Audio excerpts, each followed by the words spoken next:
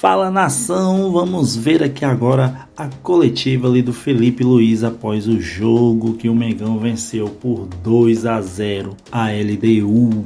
E vamos ver aqui a coletiva do Felipe Luiz, lembrando créditos ali na descrição para Flamengo TV. E se você ainda não é inscrito no canal, aproveite e já se inscreva, deixa aquele like para fortalecer o nosso canal. E não esqueça de comentar ali abaixo o que você achou desse jogaço aí do Mengão. E vamos direto à coletiva. Posso falar primeiro? Uma coisa rapidinho? Não, porque o Cadu falou que hoje seria o aniversário do Adílio, né? Então, queria mandar um abraço para a família dele. Os ídolos nunca serão esquecidos. E agradecer também a festa que a nação fez, foi realmente incrível. Podem ir. Felipe, boa noite, parabéns pela vitória. Uma das coisas que a gente viu no jogo hoje de mudança foi o Gerson mais atrás ali ao lado do De La Cruz e essa dupla funcionando muito bem, né? Acelerando muito o jogo, saindo bem da pressão.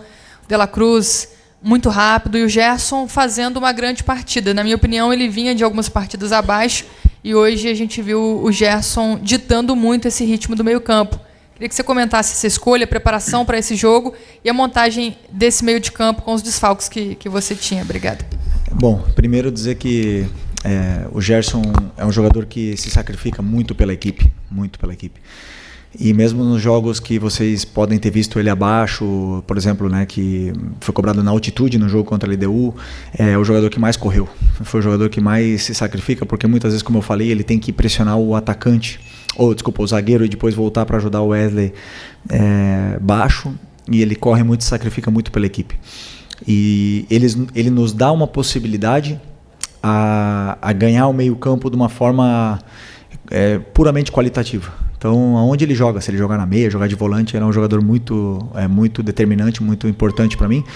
Hoje, com os desfalques que a gente teve, ele acabou jogando nessa posição de volante e não estava já tão acostumado, fazia tempo que ele não jogava aí, desde o Carioca, se eu não me engano, mas é um jogador que eu sei que posso contar com ele em qualquer posição. E com o Nico, como eles treinam juntos, né? Ele, o Everton, Ala, Eric, então eles têm as dinâmicas e eles se sentem bem e performam. Eu estou muito feliz porque hoje o jogo do Gerson, o sacrifício do Gerson foi recompensado e merece ser elogiado.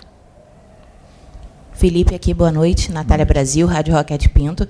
Ainda falando sobre mudanças, né? O Pedro iniciou o jogo no banco e eu queria ouvir de você, que é o comandante da equipe, o motivo dele ter começado no banco, porque no campo das especulações a gente fala sobre esquema tático, controle de minutagem, que ele pode ter algum problema físico em virtude da grave lesão que ele teve. Então, eu queria saber de você por que dessa escolha de não começar com o Pedro. Bom, o Pedro fez um grande jogo contra o Corinthians, mas, como eu falei para vocês também, para mim existe uma coisa que é a alta médica, que o Pedro está liberado para jogar e ele fez um grande jogo, mas não existe mágica. A alta competitiva, jogar a cada 3 dias, tá no nível dos companheiros, isso é outra história. E o Pedro não está no nível dos companheiros fisicamente, ele não está. Eu sou o que mais quero colocar o Pedro. Eu sou o que mais estou desejando o Pedro chegar na sua forma física ideal para jogar com o modelo de jogo que pede, que todos sabem o que eu peço, né? Para jogar dessa forma, a gente precisa de todo mundo 100%. E o Pedro não está 100% fisicamente. Não está, a gente nota. E depende dele. Depende dele cada dia treinar, cada minuto que ele tiver aproveitar, para ele poder estar no nível dos companheiros e poder ter cada vez mais minutos. Então, eu sei que ele é o melhor. E assim que ele tiver no mesmo nível físico que todos os outros, com certeza ele vai estar no campo, porque todo mundo sabe da qualidade do Pedro. Então só agora depende dele poder retomar essa forma física o antes possível e estar disponível para ajudar a equipe. Mas enquanto isso, continuar trabalhando. Felipe, Raíza Simplício da Gol Brasil e da revista Placar. Rapidinho, só para pedir para você completar essa questão do Pedro, você enxerga que é possível Pedro e Arrascaeta jogarem juntos e o Flamengo pressionar o adversário, como você gosta que a equipe pressione, né? Queria que você explicasse isso. E, rapidinho, só para completar, queria que falasse da situação do Gonzalo Plata, né? Porque ele está com edema ósseo. Ele acabou jogando aquele jogo lá contra o Botafogo da Paraíba. Foi alguma questão de erro de planejamento? Ou ele estava bem e depois piorou? Enfim, ele perde aí os próximos jogos? Bom, a questão, se eles podem jogar junto, obviamente que eles podem jogar junto. Eles jogaram em 2022, fomos campeões juntos, com o Gabi na equipe. Jogaram juntos agora esses jogos. E o que nós temos que ver é como o Arrasca está correndo, como o Arrasca está fisicamente, na melhor forma que eu vi nos últimos 5, 6 anos. E o Pedro precisa chegar nessa forma. A hora que o Pedro chegar na forma física ideal, no seu 100%, ele vai nos dar para a equipe o que a equipe precisa. E todo mundo pode fazer. Todo mundo. Só precisamos que ele esteja do mesmo nível físico que os seus companheiros no dia a dia. E, desculpa que... O Plata. O Plata teve um edema ósseo, um gesto estranho no joelho contra o Vasco, e teve um edema ósseo e ele teve muita dor nessa primeira semana, viajou para LDU, não conseguiu jogar, conseguiu se recuperar e a dor dele melhorou toda, então teve minutos contra o Botafogo, foi espetacular como ele jogou, mas voltou a ter dor. E o joelho é um tema muito delicado, uma coisa que pode perdurar para a vida dele, e realmente ele está com dor, ele não está conseguindo performar, ele está muito frustrado, um cara que ama treinar, um cara super alegre, feliz e divertido, e hoje a gente vê quando ele está na maca que ele está triste, né? Então precisamos que ele se recupere o antes possível, porque sabemos do importante que é esse jogador para a gente. Felipe, tudo bem? Boa noite. Gabriel Orfo, canal Paparazzo Rubro Negro, Revista Placar. Parabéns pela vitória. Obrigado. Felipe, queria te perguntar sobre o Rodrigo Caio, né? O Rodrigo Caio, que agora faz parte da comissão permanente do clube. Como que vem sendo esses primeiros dias com ele? Como foi a escolha do Rodrigo Caio para compor a comissão? E, embora, né, ele não faça exatamente a mesma função que o Daniel fazia, né, que era a questão de bolas paradas, tem muita gente nas redes sociais relembrando o gol do Léo Ortiz de hoje com o gol que o Rodrigo Caio fez contra o Grêmio, na Libertadores de 19. Queria saber se essas jogadas aéreas aí tem alguma coisa a ver com a chegada do Rodrigo Caio ou não, ou ele não tem nenhuma relação com isso. Obrigado. Bom, primeiro agradecer o Daniel Alegria, que começou comigo, estava comigo desde o começo, né, no Sub-17, me acompanhou toda essa trajetória, subiu comigo aqui profissional, me ajudou muito, mas eu entendia que precisava uma mudança. Comentei com o Boto sobre essa mudança na comissão e de um perfil diferente, de uma pessoa diferente, e como vocês bem imaginam, eu e o Boto conversamos todos os dias, horas e horas e horas sobre tudo. É um cara que ama falar de futebol e tá comigo, com os treinadores que ele trabalhou. E eu também gosto de perguntar muitas coisas para ele, sou muito inquieto e ele até liga para outros treinadores para eu perguntar coisas de tática. Então a gente se ajuda muito e ele me deu alguma opinião e alguns nomes, né, para poder completar essa vaga. Obviamente, quando eu escutei o nome do Rodrigo, já aprovei na hora, porque eu conheço a pessoa, o caráter e o profissional que ele pode ser. Ainda é novo, tem muito a aprender e veio para somar na parte do clube, né? Então estamos felizes com a sua chegada. Tem um impacto grande, né? Os jogadores respeitam muito uma pessoa íntegra como o Rodrigo e com a história que ele tem, e sim, está ajudando também na bola parada, junto com o Marcinho, junto com os nossos analistas. Então todas as jogadas de bola parada foram preparadas e treinadas. Às vezes acontecem gols, às vezes não. Também fizemos gol com alegria, não porque mudamos que fizemos gols, né? Mas eu sentia que precisava dessa troca e, como eu te falei, o importante é agradecer o Alegria aqui. Okay. Boa noite, Felipe. Léo José, do Coluna do Fla. A lesão do Pulgar fez com que você a lesão do Pulgar e também do Ala fez com que você precisasse puxar um pouquinho o Gerson, e aí você formou a dupla ali do Gerson com o De La Cruz. Uma dupla que funcionou bem, né? Pelo meu entendimento, seu entendimento também. E lá na ponta direita você acabou jogando o Luiz Araújo. E com a lesão do Plata, em mais alguns jogos a gente vai precisar ver outro ponta direita por ali, sem ser, obviamente, o Plata. E com o Luiz Araújo na direita e o Gerson mais de volante, você entende que essa opção ela pode ser usada mais vezes? É uma opção que você pensa usar com frequência? Ou você prefere mesmo deixar o Gerson ali na meia direita e usar um outro volante? Eu sempre penso em escolher os melhores para poder montar um plano de jogo onde eu possa machucar o adversário. O Luiz tem uma coisa que é muito boa, que ele tem gol. Ele tem gol, ele tem assistência, ele gera esse perigo quando ele chega perto da área, né? Então, ele nos dá outras coisas com suas características para a equipe. Então, eu sempre, quando eu vou analisar um adversário, e agora mesmo pela falta dos volantes, nem duvidei em colocar o Luiz pela forma que ele entrou no último jogo com 10 minutos. Falei para ele, orgulhoso que eu me sentia dele depois de ter ficado vários jogos no banco. E entrou, 10 minutos não, no minuto 10 contra o Bahia. E correu de uma forma assim muito bonita. O que ele fez no jogo contra o Bahia foi para mim impressionante. Falei para ele que eu fiquei orgulhoso dele. E o futebol ele devolve. Um cara que treina todo dia do jeito que ele treina, um cara que quer, que se incomoda quando erra e quer melhorar e quer evoluir, o futebol devolve. E hoje devolveu com um gol, mais uma grande atuação. Então o Luiz sempre vai ser uma peça onde eu sei que eu posso começar com ele, sei que eu posso colocar no segundo tempo, e o campo fala, né? Tem jogadores que, como eu falei, batem na porta e vão jogar mais. Depois os momentos de cada um vão dizendo se merecem estar no campo ou não. Felipe, aqui, boa noite. Bruno Vilafranca, da Rede Multiflá. Felipe, a meu ver, o Michael não tem deixado de lutar. Hora nenhuma, jogo nenhum. Toda a participação dele, não vejo faltar luta ao Michael.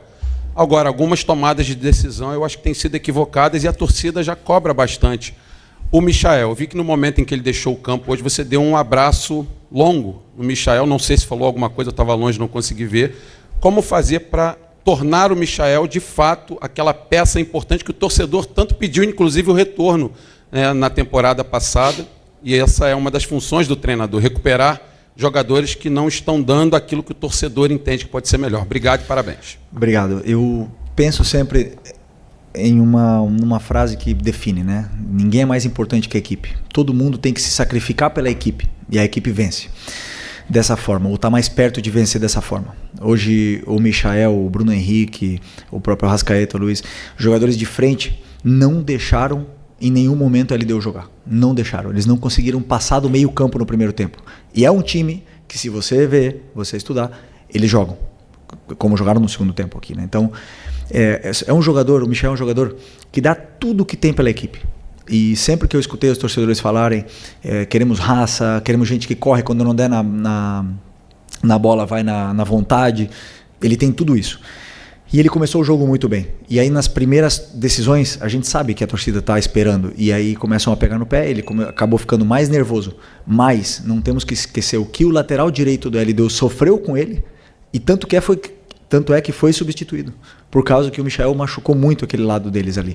Depois falta o terço final, falta o último passe, falta essa tomada de decisão. Sim, ele sabe, ele treina, ele é o cara que mais fica fazendo complemento todo dia.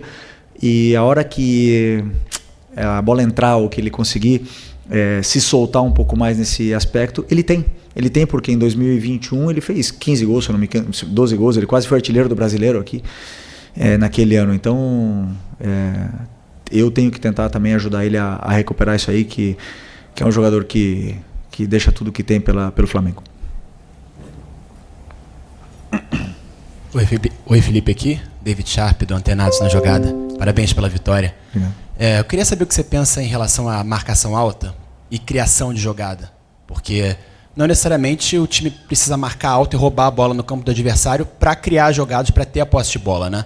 Salvo engano, até o Guardiola falou que roubando a bola no campo do adversário você está muito mais próximo do gol e a chance de fazer gol é muito maior. Mas, ainda assim, se o time marcar médio para baixo, consegue retomar e até ter a posse de bola, não perder e criar mais jogadas, né? Então, queria saber em relação a isso, sobre jogadores que talvez não marquem tão bem assim pressão, como talvez o próprio Arrascaeta, o Pedro nesse momento, Gerson, não sei se você concorda, se eles podem jogar juntos até dessa forma um pouco mais compacta, até para quando furar essa linha de marcação logo do campo de ataque, não gerar espaço atrás, né, no campo de defesa. Para mim, a única diferença, por exemplo, de um Bruno Henrique, Pedro, Arrasca e Plata, que são jogadores, é a intensidade na pressão. Mas a pressão todo mundo pode fazer. O que acontece? A gente só olha a pressão alta. Só que para mim o jogo é feito de fases, né? Então na fase defensiva para mim são 4 fases, que é o tiro de meta, a pressão alta, o bloco médio e o bloco baixo. E todos eles têm que fazer as 4 fases. Ou seja, tem que pressionar o tiro de meta, temos que pressionar alto quando a bola está no pé do goleiro, e quando eles rompem a nossa pressão, nós temos que saber fazer um bloco médio, temos que voltar todos, e quando tiver bloco baixo também tem que voltar todos, tem uma função defensiva a fazer em todas essas fases, na fase defensiva e também na fase ofensiva, claro que são outros aspectos. Todos eles podem fazer. A intensidade da pressão, a força que você vai pressionar é outra. Isso sim, isso é uma característica que a gente não pode mudar, mas todos eles podem fazer as 4. E, aliás, fazem, quando estão bem. Felipe, boa noite. Mauro Santana, do canal Mauro Santana. Não tem tempo no calendário do futebol brasileiro nem para chorar derrota, nem para comemorar a vitória, né? Exatamente são 67 horas que você vai ter para recuperar a sua equipe já para o Clássico com o Botafogo no próximo domingo pelo Brasileirão. Tendo em vista a intensidade, principalmente no primeiro tempo que você cobrou da equipe, como é que você está vendo essa preparação e principalmente a recuperação dos atletas para esse compromisso e um adversário que também está motivado, que também obteve uma vitória na Libertadores? Vai ser um grande jogo, um jogo duríssimo, dificilíssimo. Eles têm um dia mais de descanso, né? Mas que não serve como desculpa. Agora nós temos que ligar a maquinária o mais rápido possível da recuperação, que esses jogadores possam se recuperar e possam chegar bem nesse jogo de domingo, né? Claro que os jogadores mais jovens se recuperam mais rápido, os jogadores com mais idade, com mais de 30 já vão ter uma certa dificuldade, mas tenho certeza que nós vamos chegar bem no jogo. Felipe, Isaac Andrade, Flavoz. O Flamengo jogou bem, o Flamengo venceu, mudou um pouco a história dele nessa trajetória da Libertadores, e foi muito elogiado, inclusive, na coletiva aqui pelo treinador da LDU. No momento de vitória como esse, eu acho que é interessante também analisar aquilo que de repente você planejou, aquilo que você cobrou, que você sente que o time ainda trata com um pouco de dificuldade. O que foi isso hoje? O que, mesmo o Flamengo jogando bem e ganhando, ainda tem que melhorar, que você acha que não está no ponto ideal, que não foi feito hoje no planejamento do jogo? Não, mas interessante isso que você falou, né? Hoje vencemos e nos colocamos com possibilidade de passar de fase. Numa Libertadores que até então vinha sendo ruim, eu sempre penso que você tem que demonstrar dentro do campo que você realmente quer ganhar essa competição, né? E hoje eu acho que a equipe passou essa mensagem. No primeiro tempo, a gente passou a mensagem para a própria competição que nós não queremos ser eliminados. A gente quer chegar o mais longe possível, nós queremos chegar na final. E o único caminho é esse aí.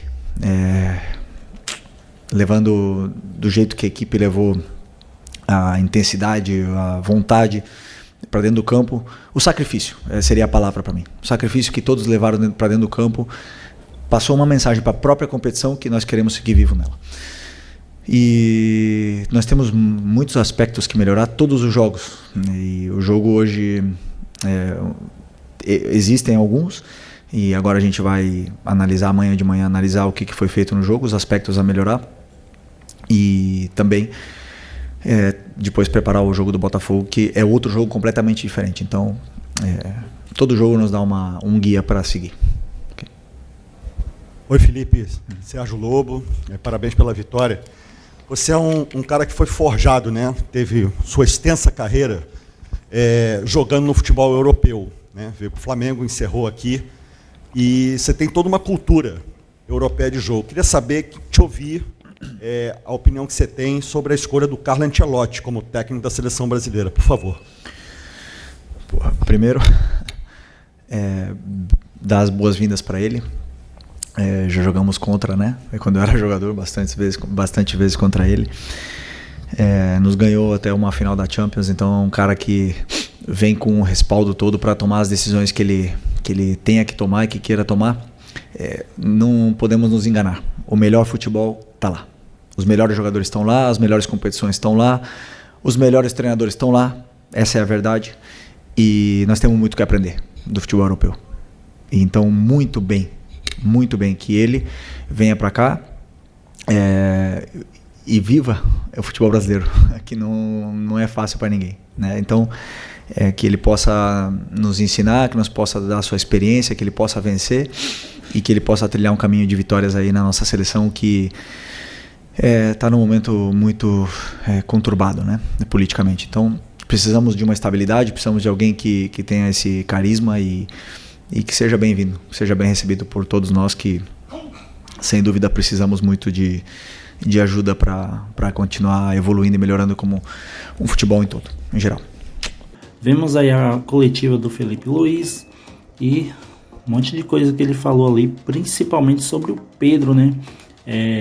Eu não sou muito especialista em futebol, mas uma coisa que eu percebi foi na hora que ele estava jogando, quando ele pegou na parte do joelho, né? Se não me engano foi no joelho ou foi na coxa, uma das duas partes assim. Ou seja, já deu para imaginar algumas coisas. E olha que, tipo, a gente não tá perto. Imagine quem tá lá por perto é que tá vendo realmente como tá o jogador, né? Se tá pronto, se não tá, o que tá sentindo, o que não tá. Por isso que a gente às vezes de longe julga muito algumas coisas. E até mesmo repórteres que estão por perto lá e tudo, mas não estão sabendo exatamente o que está acontecendo lá dentro, né, do time, lá dentro nos treinos e tudo. Mas enfim, isso não vem ao caso, só temos que comemorar. O Mengão venceu, ótimo jogo, merecia ter mais gols, mas ficou para a próxima. O que importa é que ganhamos. E ganhamos muito bem. Se você ainda não é inscrito no canal, se inscreva no canal, deixa aquele like para fortalecer o nosso canal. Comente ali abaixo o que você achou aí desse placar e de quanto você acha que será o próximo jogo do Flamengo. Agora que, se eu não me engano, eu acho que é contra o Botafogo, né? Vai ser um jogão. É isso aí, galera. Créditos ali na descrição para Flamengo TV e até o próximo vídeo.